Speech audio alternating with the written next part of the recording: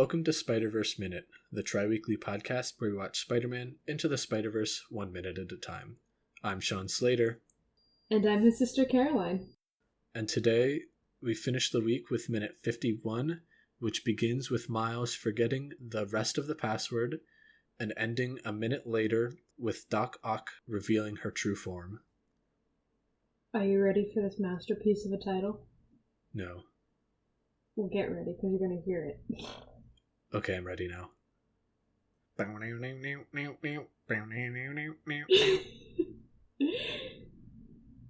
What's up, Doc Ock?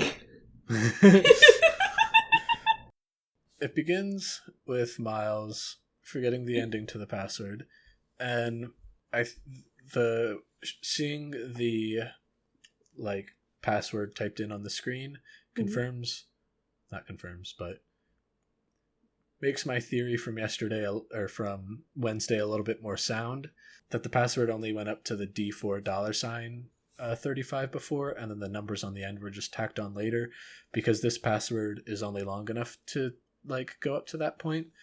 So, or the password he typed in only goes up to that point so far. Mm-hmm. And then I love Peter's super smooth way of getting Miles the last two digits, which were 35. It was a flawless cover-up. Oh yes, I'd be really terrified as to how he would ask if the last two digits were 65 or 80. What would he smooth in there? How did ooh. Maybe, I guess with 80 he might be able to guess the year she was born. Mm-hmm. Because that would maybe put her at 38 though. But yeah, it was so smooth. Oh, you can't be a day over 35. Then we get Miles into the computer and we see. Well, first we hear a dial-up noise. First we hear a dial-up noise. What? Why is her computer making that noise at login? And shouldn't she hear that? Maybe she just really appreciates the noise, or she's very distracted about Peter at the moment. Yeah, super sexy, smooth Peter. Charming. He was charming. That too. And then another thing about the monitor that bothers me is there's no cables attached to it. Miles can just turn that thing around 180 degrees with no consequences. Are you telling me you can't do that with your computer, or is it just my laptop I can do that with? No, I can't do that with my computer. It'll get all stuck in everything. I failed to see the problem that you're presenting right now. It seems fine to me. Are you telling me monitors don't have cords? Always have to have cords or something? Yeah, monitors aren't wireless. There's not even a power cable. You're right. But there's also her backdrop, again, more octagons. Her backdrop has 4 octagons on it. I'm telling you, she has a theme, and she's committed to it, and I respect that. I bet you she's a huge MMA fan as well. Oh, probably. She probably just gets really excited when they show the ring in the beginning. Just the cage in the beginning. People. And then the rest of it, yeah. But yeah, as you were saying before, Miles logs in successfully, and then we see one of the most egregious crimes. The horrors. She should just be locked up for life. Honestly. Is all I have to say. I won't. Okay, so I have 3 reactions to the different times I have seen this part of the movie, and this is not every reaction I've had, because I get mixed reactions. The first time I saw it, I started laughing. Wait a second. I'm sorry. What? Did you notice something? Wait, hold on. What's happening? There's a wire. Sorry. There's a wire. Okay, sorry. So, the reason I had Caroline stop the explanation is I have the minute pulled up here. And once Peter shows him the time and it cuts then to the shot, so you see all 3 of them, and Miles is still kind of shaking it's from behind Peter, and Doc Ock is touching his back or something. Mm-hmm. If you take a look at the computer monitor, you can barely see a single cable coming out of the back of it, wiggling around a little bit. But then when it cuts back, It's nowhere to be seen. What? We need to start an investigation. The case of the missing computer monitor cable. The case of the missing monitor cable. I'm not gonna lie, that was worth the pause. Yeah, and you can clearly see it as he turns it around as well. It just vanishes when he turns it back? Oh. Doing the work that should have been done before we started recording. It does look like you can actually kind of see the cable a bit on the table. I had taken it for the keyboard cable. Oh, okay. I could see. Yeah. I could see how that mistake could have happened. But that still doesn't fix the fact that her desktop is an actual horror movie? Yes. She is a monster and should be locked up for life. There's a special place for people like that. Yeah. And now, going back to my different emotions that I have felt, I only wrote 3 of them down. There were multiple when I processed. So the first time I watched this movie, I cracked up at the desktop. Mostly to, I think, avoid from crying. Just because that was overwhelming. Like, I laughed and I was immediately hit with anxiety. I'm like, that is too much. Oh, who functions with that kind of desktop? The second time I watched it, I cringed. Hard. Like, really hard. And the anxiety came back. The third and time that happens almost every time when I see this movie, it's just my soul just hurts. Yeah. My soul hurts. Like, how does she find anything? She probably just, like, searches it. Oh. They did say in the director's commentary that it's based off of Phil Lord's actual desktop. And they actually made a joke that it's not as cluttered as his. And okay. He did admit to it, so again, he should be locked up as well. You know what? He needs an intervention. And he said, yeah, it's mostly cluttered around the edges because he'll just like drag a bunch of stuff off the internet and just dump it directly onto his desktop. So no.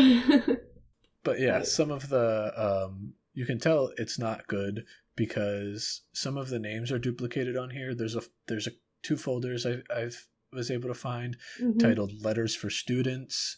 There's 2 folders titled Fantasy League. So maybe she's into football or baseball. She has a fantasy league of something anyway. Yeah. There's one for new beakers. Important. Oh, that is crucial. Yes. There's a folder for test results. There's also some important. from her picture from her Toronto trip. Oh. There's also one for cute animals. Crucial to any work environment. Yes. Some that are just trees. There's one for a dinner party.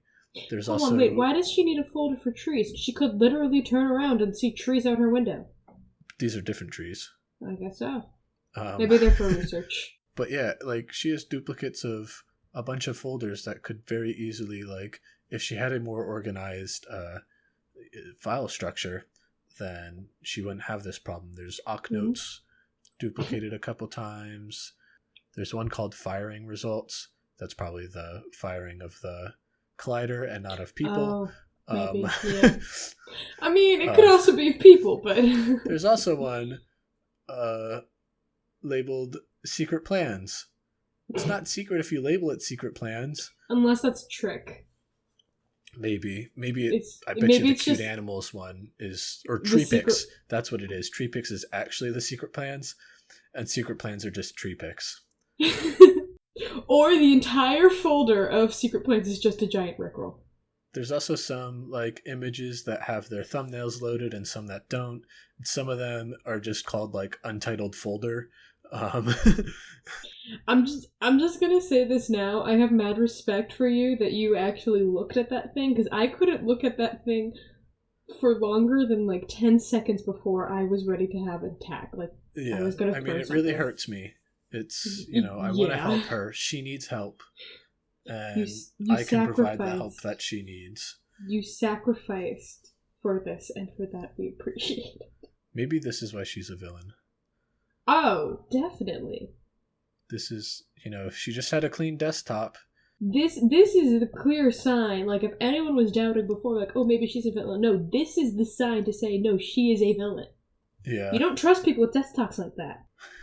And I love Miles's, like, when it pops up, they show the little, like, question mark exclamation point in, like, Miles surprised. That's how they show that he's surprised.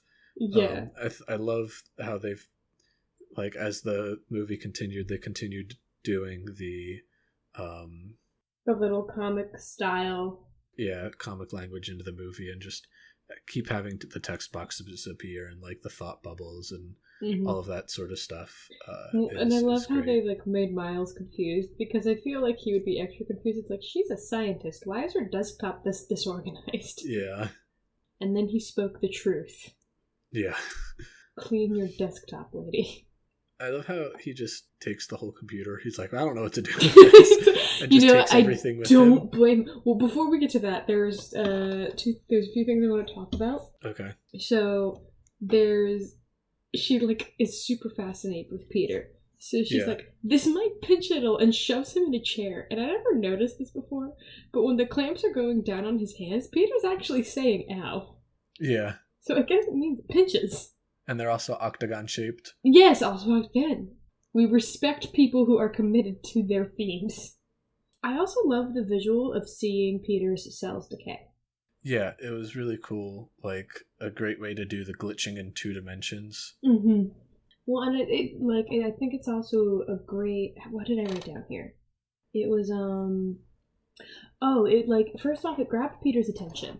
Yeah. And I thought it was an amazing way to, like, we talked a few minutes ago how the Peter retracting all of his, like, brushing off was to try to reclaim the stakes.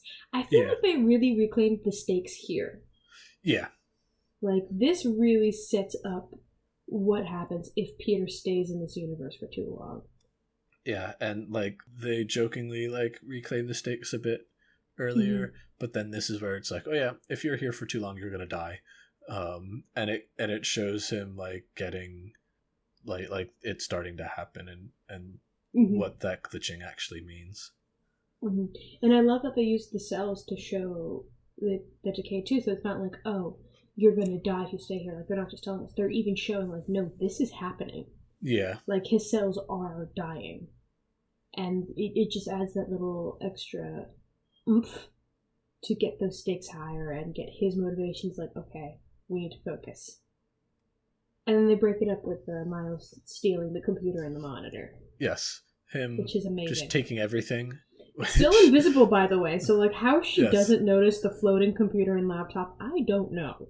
Yeah, I don't either. Like, she definitely should have seen it floating there. Like, she should have heard him pick it up. Like, those things aren't light.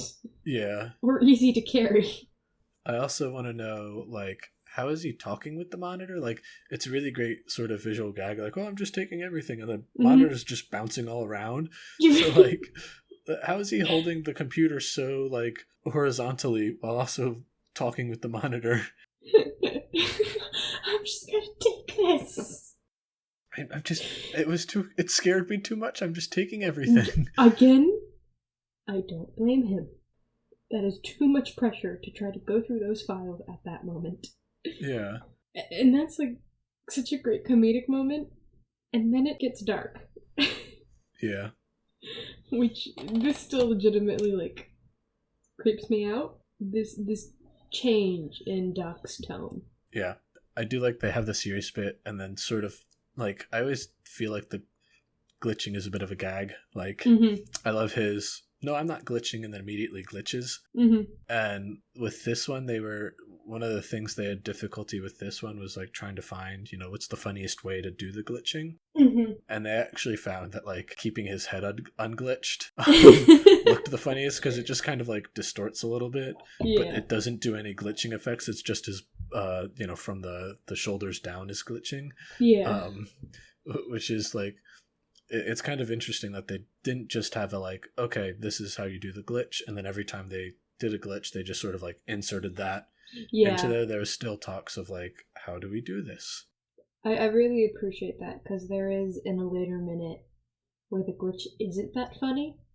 Yeah. And so by not having like one generic glitch that, not generic, but like one glitch that they've used for all of it, it helps them go for the tone that they need. And speaking of the tone, like this minute, especially at the end here, I feel is just another great example of how they're able to, like how well they're able to balance and switch these jokes and stuff.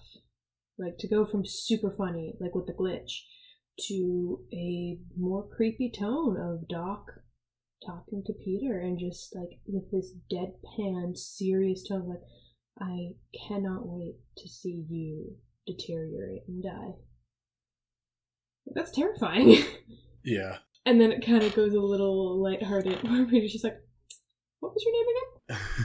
They do a good job of being able, like you were saying, they do a good job of being able to swing back and forth between super serious and super lighthearted without giving you whiplash. Yeah, but without taking away from any of the moments. Yeah, and then her reveal of Dr. Olivia Octavius. I love this reveal. Yeah. I love this reveal every time I see it, and it really just comes down to how she says, Dr. Olivia Octavius. And then the music just goes, her costume changes, her hair is up, the arms come out, and I'm like, that's so awesome. Yeah, it's one of my favorite, like, evil reveals of the villain. And the music does a great job complimenting it here, where suddenly it's like, ooh, switches to that dark and mysterious tone. And this, like, the first time I saw this, it caught me completely off guard. I was not expecting it at all, even though, like, we saw hints of her being Doc Ock. I didn't expect them to bring her in like this, in this way. Yeah. I remember the first time I watched it, I was completely thrown. Like, I had no idea. Even though there were hints of it, I never really registered them until after I had seen the movie a few times and I had heard the commentary. And I'm like, oh, there are other hints going on. A lot of it I really didn't pick up on until we were doing the minute by minutes, and I noticed all these little details. I'm like, oh, that's smart. Yeah. Do you have anything else you want to add for this minute? No, that was all I had for this minute.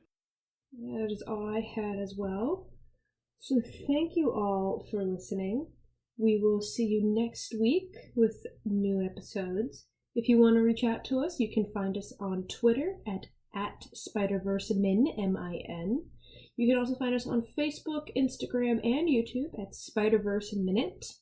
Or you can shoot us an email at podcast@spiderverseminute.com. See you next time. Bye.